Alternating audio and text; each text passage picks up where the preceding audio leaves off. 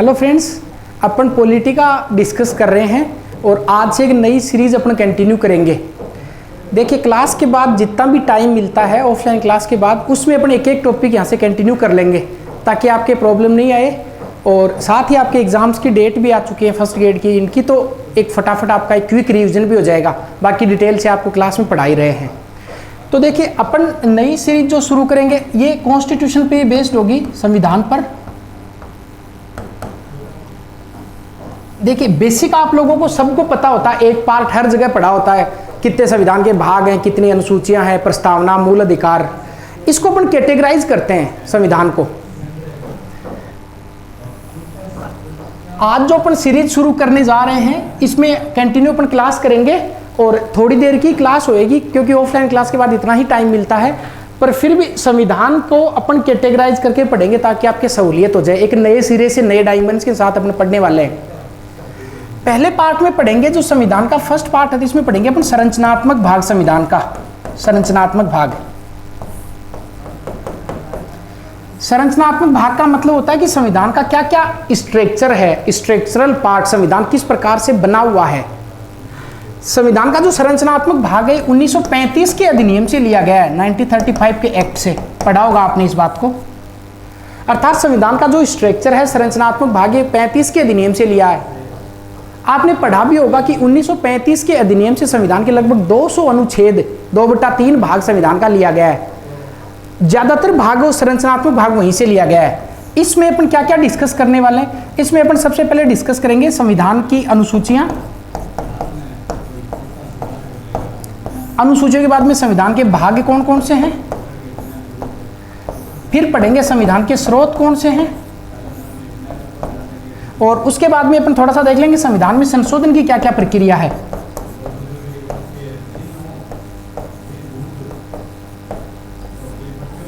और थोड़ा सा अपन देखेंगे संविधान का निर्माण किस प्रकार से हुआ और संविधान में अनुच्छेदों की संख्या कितनी है, और मुख्य मुख्य 100 अनुच्छेद भी डिस्कस करेंगे, ट्रिक के साथ अपन याद करेंगे। तो देखिए, संविधान का पहला पार्ट है संरचनात्मक पार्ट, जिसको अपन स्ट्रक्चरल पार्ट बोलते हैं। स्ट्रक्चरल पार्ट ये 1935 के अधिनियम से लिया गया है। इसमें अनुसूचियां, भाग, संविधान के स्रोत और संविधान संशोधन की क्या प्रोसीजर है, संविधान का निर्माण किस प्रकार से हुआ, अनुच्छेद। आप अपने नोट्स में इसको ऐसे ही लिखिए, ये संविधान का स्ट्रक्चरल पार्ट, संरचनात्मक भाग। दूसरा काफी इंपॉर्टेंट है, ये संविधान का दार्शनिक भाग। दार्शनिक भाग, दार्शनिक भाग। देखिए, संविधान के दार्शनिक भाग में अपन क्या क्या पढ़ने वाले, यहां पे हम पढ़ेंगे प्रस्तावना। प्रस्तावना के बाद में पढ़ेंगे अपन मूल अधिकार। मूल अधिकार के बाद में पढ़ेंगे नीति निर्देशक तत्व है।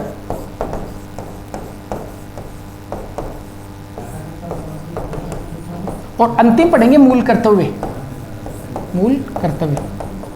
तो संविधान का दार्शनिक भाग जो मुख्यतः कहां से लिया गया है, आप इसको यूएस से कंसीडर कर सकते हैं। अगर एग्जाम में पूछे कि संविधान का दार्शनिक पार्ट कहां से लिया गया है, अमेरिका के संविधान से लिया गया है। हालांकि आपके दिमाग में आएगा सर नीति निर्देशक तत्व है तो आयरलैंड से लिए गए हैं, मूल कर्तव्य रूस से लिए गए हैं। पर आपको होलिस्टिक पूछे कि फिलोसॉफिकल पार्ट या संविधान का दार्शनिक भाग ये किस देश से अडोप्टेड है, अमेरिका से लिया गया है।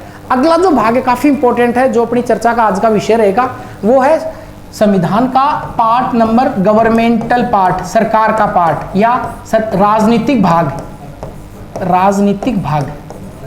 तो संविधान को अपन ने कितना भागों में बांटा है, 3 भागों में। पहला संरचनात्मक भाग जिसमें ये सारी चीजें पढ़ेंगे, दूसरा दार्शनिक भाग जिसमें इतनी सारी चीजें पढ़ेंगे, फिर पढ़ेंगे सरकार, सरकार वाला पार्ट जिसको राजनीति बोलते हैं, राजनीतिक पार्ट। राजनीतिक पार्ट,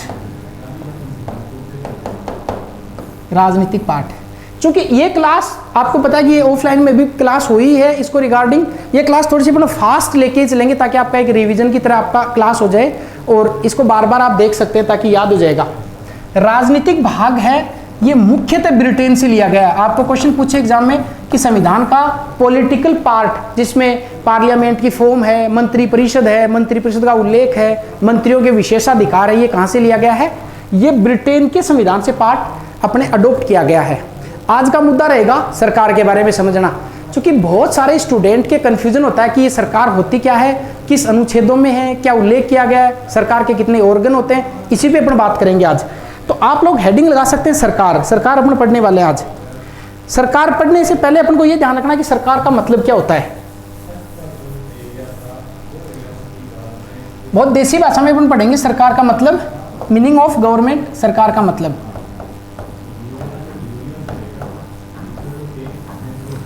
देखिए मान लेते हैं आपको किसी छोटे बच्चे को समझाना है कि सरकार क्या होती है। क्लास 3 जो तीसरी क्लास की किताब है सामाजिक विज्ञान की, उसमें पहला पार्ट है हमारी सरकार, वहां की बात ही अपन कर रहे हैं बेसिकली। तो गवर्नमेंट, अगर कोई छोटा बच्चा आपसे ये पूछे कि सरकार का मतलब क्या होता है, तो पहले तो आपको ये समझाना कि देखो भारत के संदर्भ में अगर सरकार देखेंगे तो 2 स्तर पर देख लेते हैं अपन। पंचायती राज अभी छोड़ रहा हूं, एक केंद्र स्तर और दूसरा राज्य स्तर। बात समझ में आ गई। पहले कहना उस बच्चे को बताना कि देखो सरकार का मतलब होता है एक केंद्र स्तर, एक राज्य स्तर, 2 स्तर में अपन ने डिवाइड करके सरकार के बारे में देखेंगे। ठीक, अगली बात उसको ये बताना कि देखो सरकार का नाम लेते हैं, आपको इसे 3 लाइन खींच लेनी है, नंबर 1, नंबर 2 और नंबर 3। इसका मतलब ये है कि सरकार के 3 भाग होते हैं, सरकार के 3 अंग होते हैं, सरकार के 3 ऑर्गन होते हैं। समझ में आ गई बात।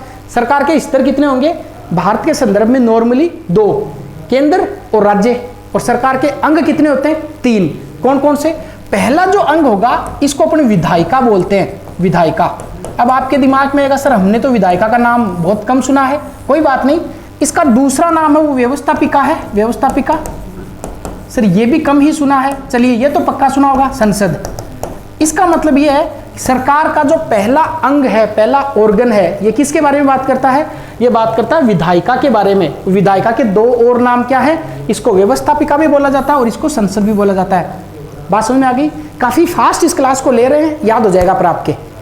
विधायिका, व्यवस्थापिका और संसद।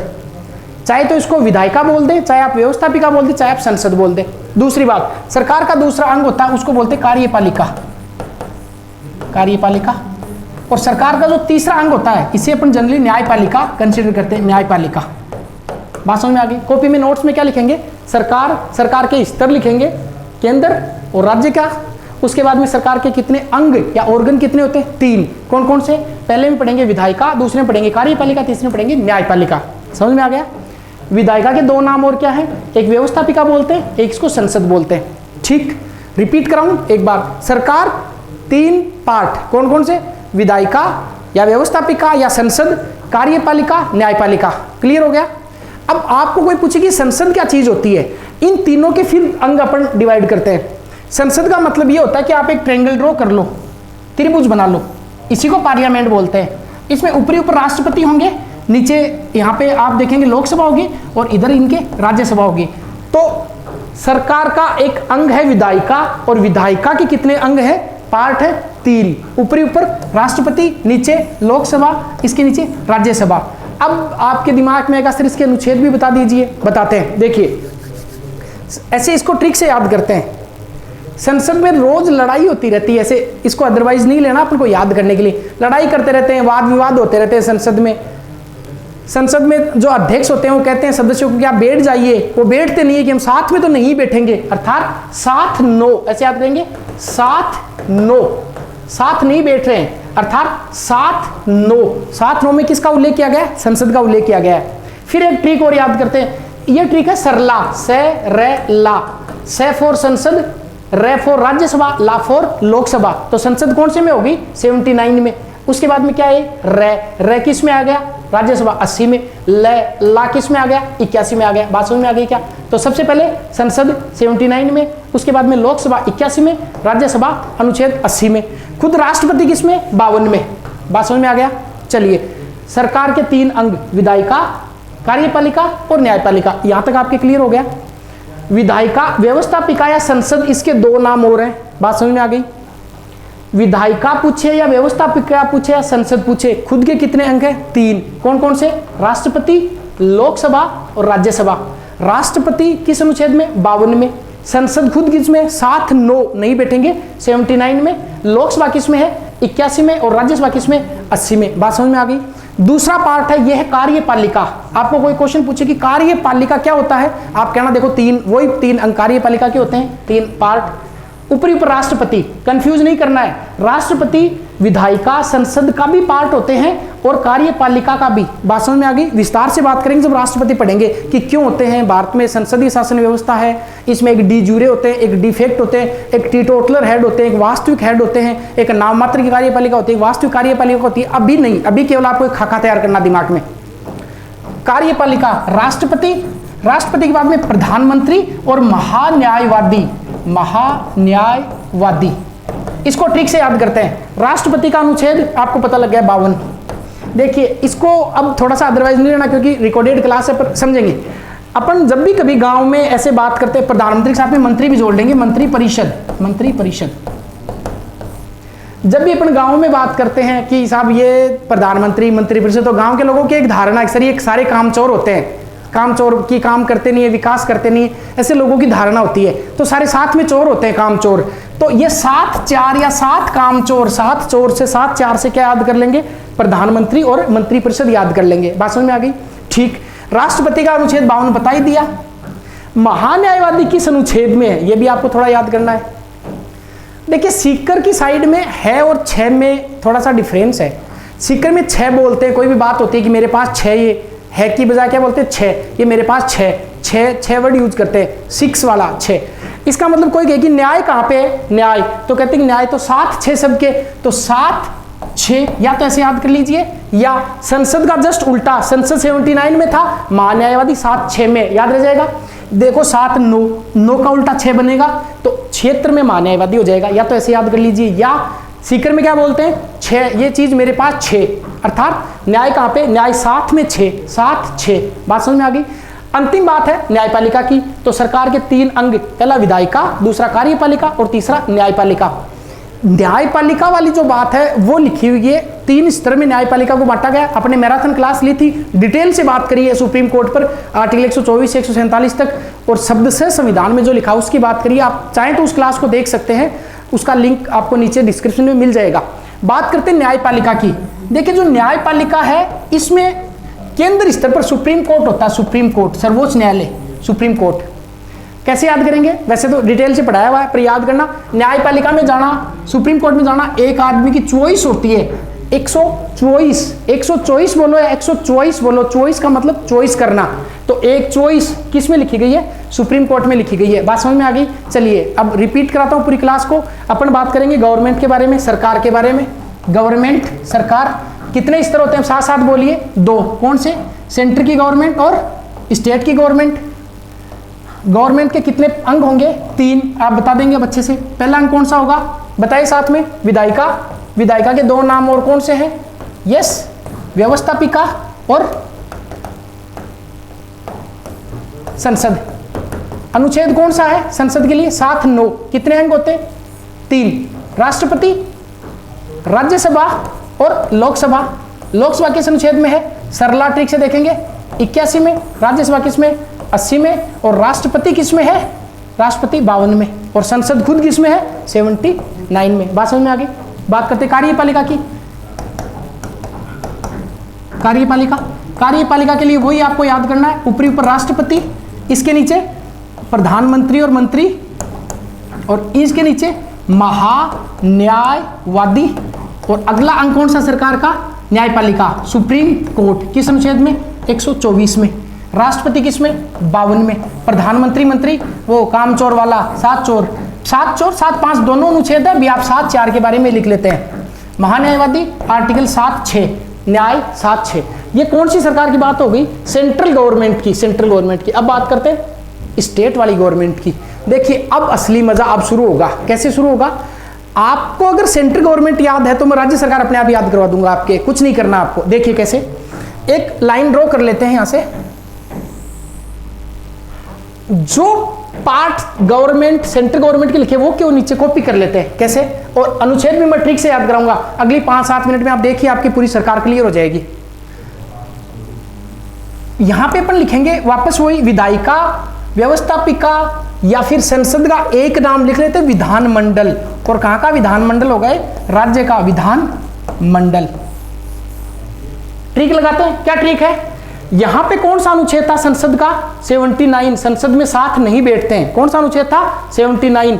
ट्रिक लगानी है, एक 89 89 की ट्रिक है, ये याद रखेंगे आप, ठीक है।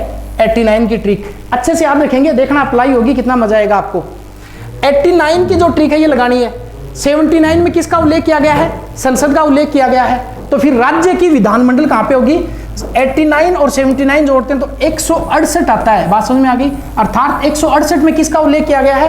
राज्य की विधानमंडल का उल्लेख किया गया है। ठीक, विधानमंडल के कितने अंग होंगे? 3 अंग। कौन कौन से अंग होंगे? यहां पे कौन कौन से अंग थे? राज्यसभा, लोकसभा और राष्ट्रपति। राष्ट्रपति के समानांतर यहां पे राज्यपाल होगा। राज्यसभा के समानांतर यहां विधान परिषद होगी, विधान परिषद, और लोकसभा के समानांतर यहां पे विधान सभा होगी। बात समझ में आ गई? चलिए, तो अनुच्छेद 168। अब 89 की ट्रिक लगाएंगे। राज्यसभा किस अनुच्छेद में है? 80 में। 80 में कितने जोड़ने? 89, तो विधान परिषद आ जाएगी 169 अनुच्छेद में। लोकसभा किस अनुच्छेद में थी? 81 में। कितनी ट्रिक लगानी है? 89 की 170, तो विधानसभा किस में आ जाएगी? 170 में। अब बात करते हैं कार्यपालिका की। तो विधानमंडल, विधायिका के नीचे विधानमंडल हो गया, कार्यपालिका के नीचे राज्य की कार्यपालिका, राज्य की कार्यपालिका, कार्यपालिका, राज्य की कार्यपालिका। जिस प्रकार केंद्र की कार्यपालिका को 3 भागों में बांटा था, वैसे ही राज्य की कार्यपालिका भी 3 भागों में बटेगी। ऊपरी ऊपर क्या होगा? यहाँ पे राष्ट्रपति, तो यहाँ पे राज्यपाल। यहाँ पे प्रधानमंत्री मंत्री थे, तो यहाँ पे सीएम और मंत्री हो जाएंगे। यहाँ पे महान्यायवादी था, तो यहाँ पे महाधिवक्ता हो जाएगा। महाधिवक्ता अर्थात बड़ा वकील, महाधिवक्ता। न्याय बड़ी होगी, वकील छोटा होगा, तो महान्यायवादी केंद्र पर, महाधिवक्ता राज्य पर। अब अनुच्छेदों को ट्रिक से याद करते हैं। चलिए, प्रधानमंत्री मंत्री के लिए कौन सा अनुच्छेद था? 74 का। कितने जोड़ने? 89। कितने आएंगे? 163। तो 163 में मुख्यमंत्री और मंत्रिपरिषद का उल्लेख किया गया है। चलिए, अगली बात, महान्यायवादी किस अनुच्छेद में था? 76 में। कितने जोड़ने? 89। कितने आएंगे? 165। तो महाधिवक्ता किस अनुच्छेद में हो जाएगा? 165 में। और अंतिम और बचा है न्यायपालिका। तो केंद्र की न्यायपालिका और राज्य की न्यायपालिका, केंद्र की न्यायपालिका में सुप्रीम कोर्ट होगा और राज्य की न्यायपालिका में हाई कोर्ट होगा। ठीक, सुप्रीम कोर्ट का उल्लेख 124 में, 124 का उल्टा करते हैं 214, तो हाई कोर्ट किस अनुच्छेद में लिखा हुआ है? 214 अनुच्छेद में लिखा गया है। बात समझ में आ गई? अब समराइज कर देते हैं पूरी क्लास को। आपको लगेगा बहुत ही फास्ट पढ़ाया है, क्योंकि क्लास है और इतना ही टाइम है कि इसमें अपन रिवीजन कर ले। केवल आपको रिवीजन के पर्पज से क्लास बनाई गई। बच्चों ने कहा कि सर इसी क्लास को आप एक बार यूट्यूब पर कर देंगे तो हमें रिवीजन में आसानी हो जाएगी, इसलिए इस क्लास को बनाया है। वापस से देखते हैं, वापस से देखेंगे सरकार के बारे में। अब आप लोग एबल हो जाएंगे इसको रिवाइज करने में। सरकार कौन से लेवल, कितने लेवल पर होगी? 2, सेंटर पर और स्टेट पर। अब 2 मिनट थोड़ा सा स्लो करके आपको एक चार्ट बनवा देते हैं, आप इसको कॉपी में उतार लीजिए। सरकार, पहले बात करते हैं सरकार पे, केंद्र सरकार के बारे में, फिर करेंगे राज्य सरकार के बारे में। यहाँ पे मैं केंद्र सरकार लिखूंगा और यहाँ पे मैं राज्य की सरकार लिखूंगा। ठीक, केंद्र सरकार कितने अंग होंगे बताओ आप? 3। कौन कौन से? विधायिका, अगला कार्यपालिका, अगला न्यायपालिका। ठीक है सर, विधायिका के 2 नाम और क्या है? एक संसद बोलते हैं सर इसे, ठीक है, और ये इसे व्यवस्थापिका भी बोलते हैं, ठीक है। कानून निर्माण का कार्य करेगी। विधायिका बोलो, संसद बोलो, व्यवस्थापिका बोलो, किस अनुच्छेद में है? 7, 9 में। कितने अंग हैं सर? 3 अंग हैं। कौन कौन से? एक राष्ट्रपति है, एक लोकसभा है, एक राज्यसभा है। 79 हो गया। लोकसभा किस में आ जाएगा? 81 में। राज्यसभा 80 में, क्योंकि सरला ट्रिक है। से फॉर संसद, रे फॉर राज्यसभा, ले फॉर लोकसभा। इसी के पैरेलल राज्य में लिख लेते हैं हम। राज्य की, राज्य वाले का नाम क्या है? राज्य की विधानमंडल, राज्य की विधानमंडल। तो इसके लिए अनुच्छेद 79 था संसद के लिए। 79 में कितने जोड़ने हैं बताइए जरा? 89 जोड़ने हैं। कितने आएंगे? 168। तो 168 में किसका उल्लेख किया गया? राज्य की विधानमंडल का। और राज्य की विधानमंडल के कितने अंग हैं सर? संसद के जितने अंग उतने ही उसके होंगे। इसके कितने अंग हैं? 3। ऊपरी ऊपर होगा राज्यपाल, आरपी लिख रहा हूं राज्यपाल को। इधर लोकसभा निम्न सदन है, तो इधर निम्न सदन कौन सा हो जाएगा? विधानसभा। इसके लिए 81 अनुच्छेद है। कितने जोड़ने? 89 जोड़ने। 170 में राज्य की विधानसभा है। इधर राज्यसभा अनुच्छेद 80 में लिखी गई है। ये उच्च सदन है, इधर उच्च सदन विधान परिषद हो जाएगा। ये 80 अनुच्छेद में है, तो इधर 89 जोड़ने 169 अनुच्छेद में राज्य की विधान परिषद हो जाएगी। बात समझ में आ गई क्या? क्यों तुलना कर रहे हैं? मान लो आपको कोई बता दे कि लोकसभा का सदस्य बनने के लिए 25 साल की उम्र चाहिए, तो आप कहना सर विधानसभा का सदस्य बनने के लिए भी 25 साल की उम्र चाहिए। आपको कोई कहे कि लोकसभा राज्य का केंद्र का निम्न सदन है, आप कहना सर विधानसभा राज्य का निम्न सदन है। आपको कोई कहे कि लोकसभा अस्थायी सदन है, टेम्परेरी हाउस है, तो आप कहना सर विधानसभा भी अस्थायी सदन है। कोई कहे कि लोकसभा सर जनता का सदन है, तो आप क्या कहेंगे, विधानसभा भी जनता का सदन है। इधर राज्यसभा का सदस्य बनने के लिए कितनी उम्र चाहिए, 30 वर्ष, तो कहना कि सर 31 विधान परिषद के सदस्य के लिए बनने की चाहिए। ये उच्च सदन होता है, तो ये भी सर उच्च सदन होता है। बात समझ में आ गई क्या? इसलिए तुलना कर रहे हैं ताकि अनुच्छेद भी याद हो जाए। अब बात करते हैं कार्यपालिका की। कार्यपालिका के लिए वही ट्रायंगल ड्रॉ करना है। कितने ऑर्गन अंग कितने होंगे, कितने अंग होंगे, 3। कौन कौन से, फर्स्ट राष्ट्रपति, सेकंड प्रधानमंत्री और फिर महान्यायवादी। महान्यायवादी तो राष्ट्रपति जो है वो अनुच्छेद एक, चाहे तो आप 52 में अनुच्छेद में है, प्रधानमंत्री बता दिया था 7(4) और महान्यायवादी जो आपको बात करिए महान्यायवादी के अनुच्छेद में 7(6) में। राज्य में तुलना कर लेते हैं, ये कर ली। ऊपरी ऊपर राज्यपाल आएगा सर 101 अनुच्छेद जोड़ देंगे, कोई जरूरी नहीं, बाद में याद करा देंगे। उसके बाद में प्रधानमंत्री 74 में है, तो मुख्यमंत्री किस में होगा, यस कितने जोड़ने हैं, 89, तो किस में आ जाएगा, 163 में। यहाँ पे महान्यायवादी 7(6) में है, तो महाधिवक्ता किस में आ जाएगा सर, महाधिवक्ता आ जाएगा 165 में। यहाँ पे सुप्रीम कोर्ट है किस अनुच्छेद में, 124 में, तो राज्य में क्या जाएगा सर, हाई कोर्ट किस अनुच्छेद में, 214 में। बात समझ में आ गई क्या?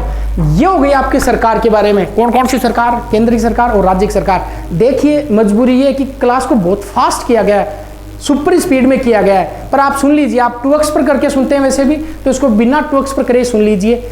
अब ये शुरुआत हुई है अपने टॉपिक की, जहां से अपन करेंगे संरचनात्मक भाग पहला, उसके बाद में दूसरा पार्ट में पढ़ेंगे दार्शनिक भाग, उसके बाद में पढ़ेंगे अपन गवर्नमेंट का, सरकार का पार्ट। पर इस क्लास का पर्पज ये था कि आपको सरकार की स्थिति क्लियर हो, सरकार आपको एटलीस्ट समझ में आए। अब जो अगली क्लास करेंगे अपन वो कंटिन्यू शुरुआत वाले भाग से, जिसमें चाहे तो अपन राजनीतिक भाग ले लेंगे, चाहे अपन पहला दार्शनिक पार्ट ले लेंगे। चलिए नेक्स्ट क्लास, इस क्लास को आप शेयर कीजिए ताकि लोगों को, बहुत सारे स्टूडेंट्स को पता लगे, कुछ बेसिक डाउट्स क्लियर हो जाएं। अपने पास 2 तरीके हैं, या तो मैं पूरा पॉलिटी टॉपिक वाइज करवाऊं, या फिर जो बहुत कोर एरिया होते हैं पॉलिटी के, जिसमें धन विधेयक क्या होता है, वित्त विधेयक क्या होता है, राष्ट्रपति की महाभियोग की प्रक्रिया क्या है, न्यायाधीशों को कैसे हटाया जाता है, या फिर आपको कोई कई कॉन्सेप्ट और जो आपके समझ में नहीं आते हैं कि कितने प्रकार की बहुमत होते हैं, साधारण बहुमत क्या होता है, विशेष बहुमत क्या होता है, उसके बाद में प्रभावी विशेष बहुमत क्या होता है, विशेष बहुमत की कैटेगरी बनाई गई है, अपन उस पर क्लास ले सकते हैं। आप कमेंट करके बता दीजिए कि पॉलिटी सिस्टमेटिक आपको शुरुआत से करनी है या कुछ इंपॉर्टेंट टॉपिक करने हैं। चलिए मिलते हैं थोड़ी देर बाद में, नेक्स्ट क्लास जब भी होएगी जिसमें अपन कुछ टॉपिक लेंगे। बाय।